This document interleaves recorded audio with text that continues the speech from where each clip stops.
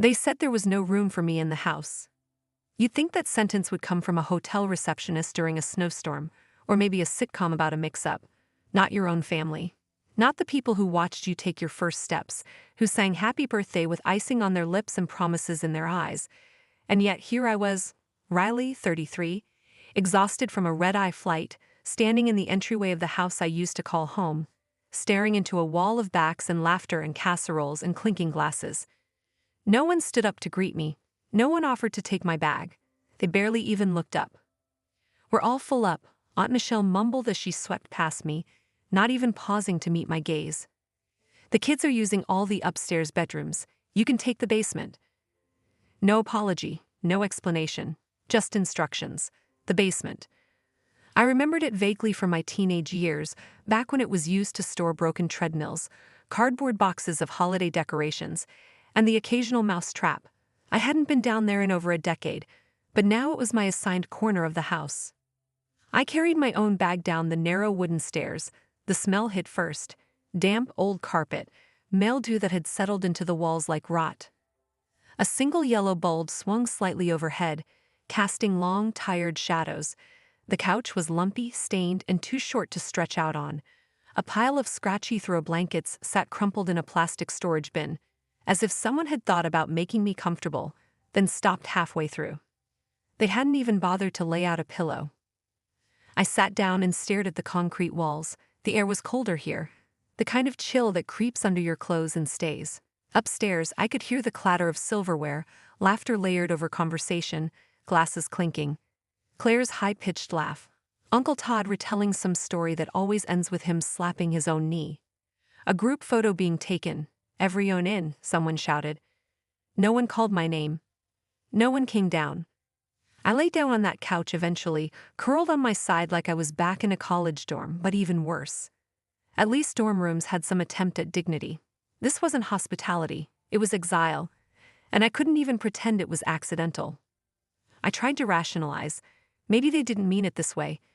Maybe it was just a logistical oversight, too many guests and not enough space. But that excuse crumbled the moment I remembered the layout of the house: 5 bedrooms upstairs, 1 guest room, and Claire's boyfriend somehow got his own space. He'd arrived just that morning. I saw his suitcase by the stairs. So it wasn't about space. It was about me. They didn't forget me. They chose not to include me. And as I stared at the ceiling, listening to every creak of footstep, every muffled burst of joy above my head, I felt something shift. Not in them, in me. Something went still, cold, heavy.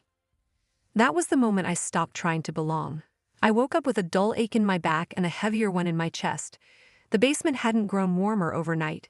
If anything, the cold felt more intimate now, like it had seeped into my bloodstream. I pulled myself off the couch, brushed off a spider that had made its home near the pillow, and tried to smooth out the wrinkled sweater I'd used as a blanket. It wasn't the physical discomfort that weighed on me. It was the echo of laughter that had floated down through the ceiling last night.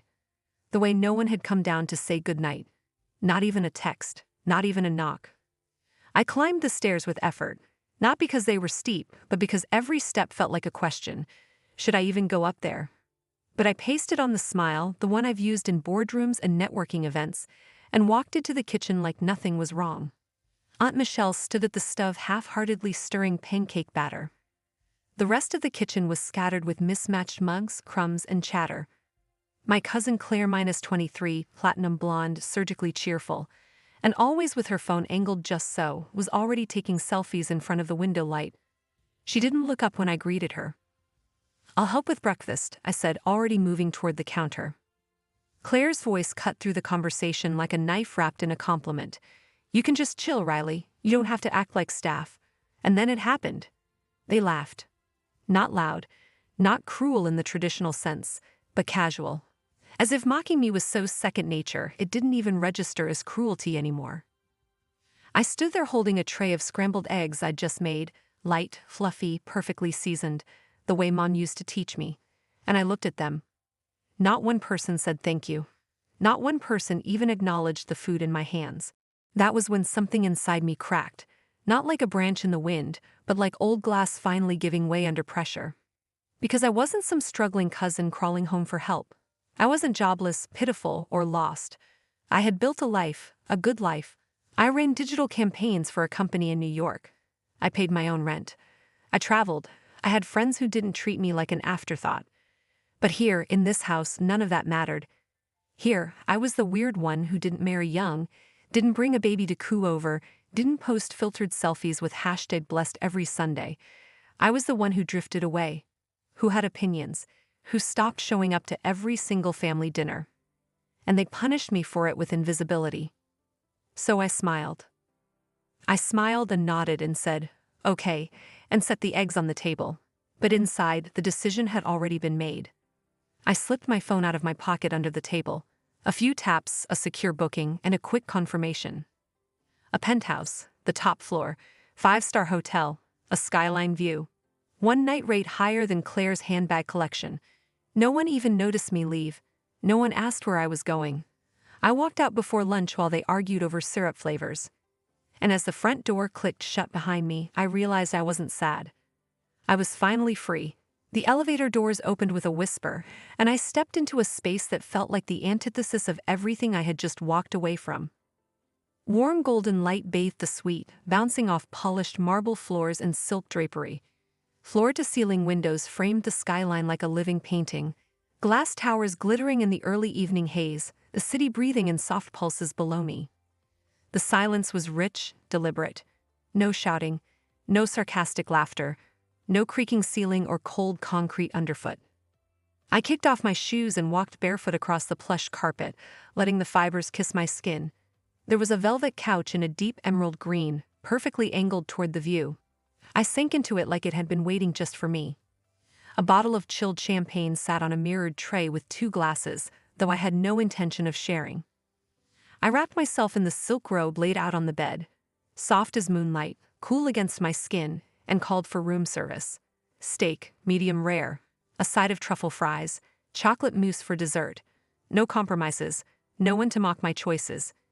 Then finally I exhaled.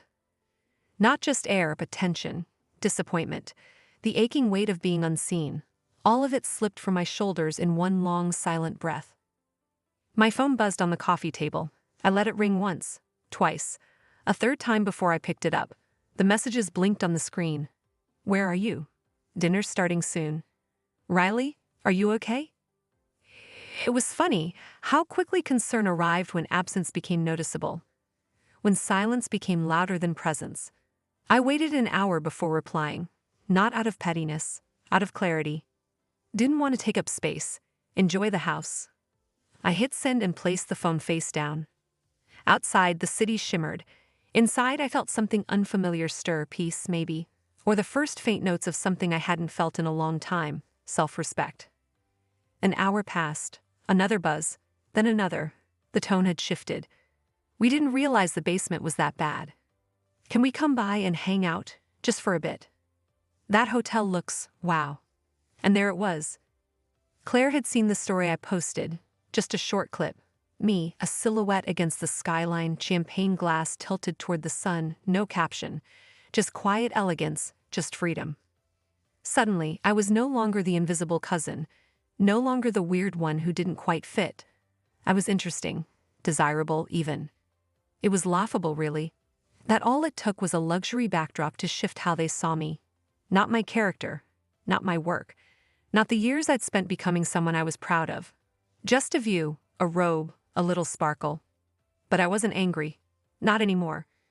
Because I understood now, sometimes it takes leaving the room entirely for people to notice the space you once filled. And in that penthouse, alone but not lonely, I realized I wasn't seeking their approval anymore. I was done asking for a seat at their table.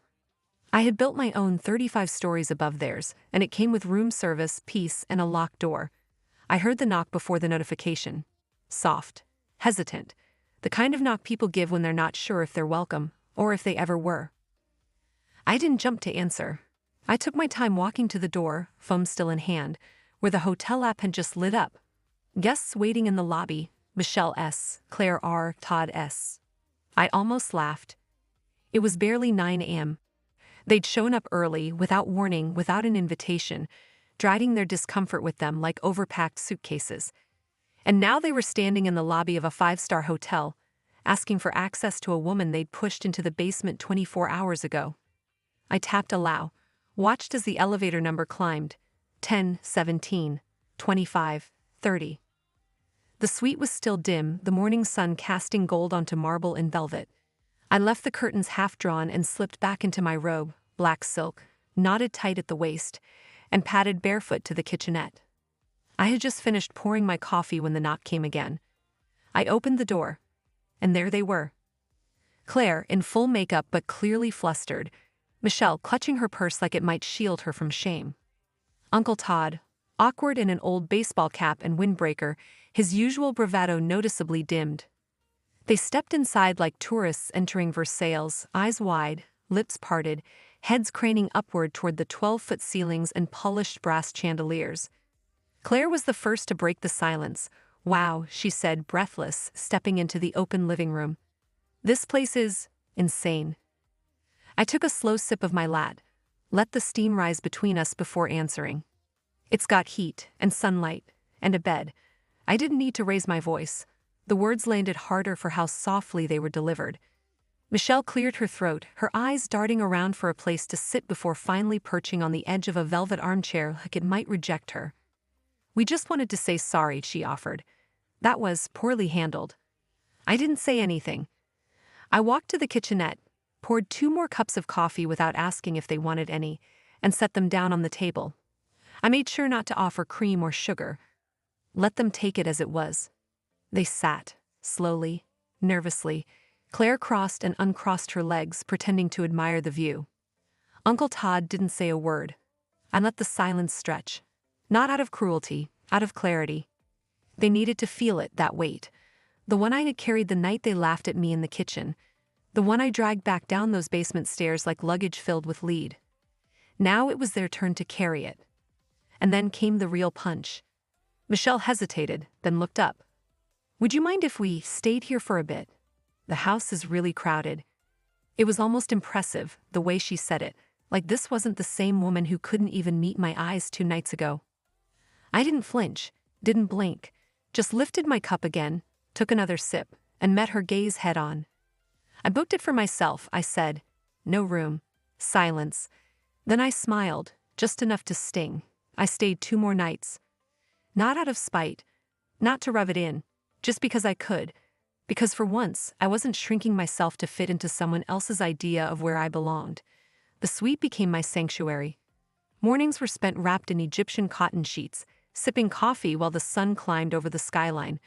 Evenings were candlelit baths and hardcover novels and room service that arrived with linen napkins and real silverware. No guilt, no apologies, just space to breathe, to be. They kept texting. "Are you coming to dinner? Brunch tomorrow, you should stop by. Everyone's asking about you. We miss you." I read them, one after the other, without reaction. Not because I didn't feel anything, but because what I felt was so clean, so sharp, so uncomplicated. I didn't owe them my presence. I didn't need to play the role of the grateful niece or the forgotten cousin, crawling back for scraps of attention now that I was visible. Because sometimes justice doesn't roar. Sometimes it's subtle, unapologetic, draped in quiet luxury and self-worth, resting under down-filled duvets and monogrammed pillows. Justice in that moment was silence and choosing not to respond. I took one final look around the room before I left, ran my fingers across the marble vanity, smoothed the coverlet on the king-sized bed. Every inch of that space had held me better than my own family did. At checkout, the bellhop smiled and handed me my bag. "You're all set, Miss Riley." Dan right I was. I walked through the lobby with my head high and my steps steady, not because I wanted to be seen, but because I finally saw myself. Not the basement-dwelling afterthought. Not the cousin whose life didn't fit into holiday photos or group text threads. I was Riley. Whole, capable, and no longer asking to be let in. The drive back to my apartment felt different than the one that had brought me to the house. That first trip had been heavy with hope. Hope that maybe this time I'd feel welcome, that something would shift. But now that hope had been replaced with something far more powerful: clarity. Clarity that I didn't need to earn love from people who handed it out like party favors, only when it was convenient, when it looked good in pictures. They saw my worth only after it sparkled in champagne flutes and city views. They didn't get to share it now. I parked in front of my building, grabbed my overnight bag, and stepped into the familiar scent of home, lavender and clean floors, and the faint memory of laughter I'd built myself. And I knew, as sure as the sun rising behind me, they would never forget what they did. Not because I punished them, but because I didn't play along. I didn't make a scene, I made a statement. That basement may have been cold, but what it taught me. It scorched away every illusion I ever held about where I stood. And in that burn I found something no apology could ever offer: peace.